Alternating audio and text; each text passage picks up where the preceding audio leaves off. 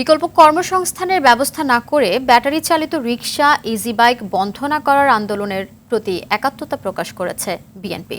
জাতীয় প্রেস ক্লাবের সামনে শ্রমিক দলের সমাবেশে কথা জানান দলটির সিনিয়র যুগ্ম মহাসচিব রুহুল কবির রিজভী। তিনি বলেন, ইজি বাইক যারা আমদানি করেছে তারা সবাই আওয়ামী লীগের ব্যবসায়ী। এসব আমদানি করতে দিয়ে তাদের পকেট ভরিয়েছে, অথচ এখন কষ্টের টাকায় যারা সেই ইজি বাইক কিনেছে তা বন্ধ করে গরিবের পেটে লাথি মারছে সরকার।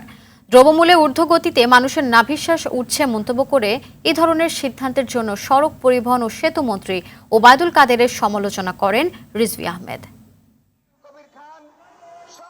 ওবায়দুল কাদের সাহেব জানেন না, উনার নেত্রী শেখ হাসিনাও জানেন না, কারণ ওনাদের প্রত্যেকটা নেতা এবং নেতাদের আত্মীয় স্বজন বিদ্যুৎ খাত থেকে কোটি কোটি টাকা নিয়ে গেছেন, বিভিন্ন উন্নয়নের নাম থেকে কোটি কোটি টাকা পাচার করেছেন। শুধু টাকা পাচারের আরব্য উপন্যাসের কাহিনী প্রতিদিন আমরা সংবাদপত্রের পাতায় আমরা পড়ছি। সুতরাং ওই ব্যাটারি চালিত রিক্সা চালক আর ওই রিক্সাওয়ালাদের করুণ কাহিনী কি করে জানবেন ওবায়দুল কাদের সাহেবরা, কি করে জানবেন শেখ হাসিনারা?